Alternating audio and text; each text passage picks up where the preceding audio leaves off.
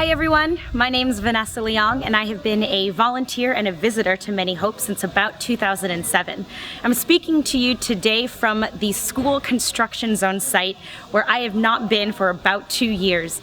And please forgive my over-enthusiasm, but when I first arrived here 2 years ago, this was nothing but an empty field.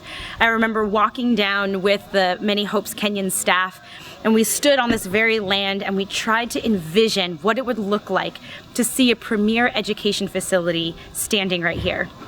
I remember then sometime later being at the Many Hopes Volunteers Retreat where the architect revealed his initial plans for the building.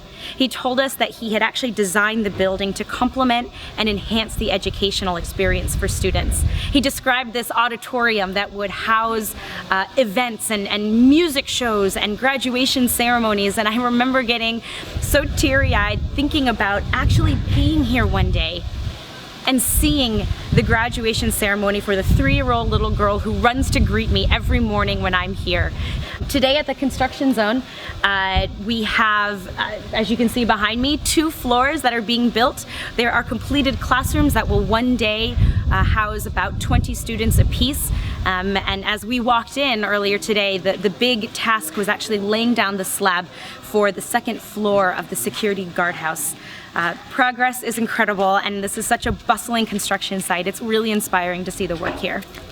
So when people ask me why I'm still a volunteer with Many Hopes, when they wonder why I continue to fundraise year after year as part of the Breaking Ground campaign, I just want to bring them here.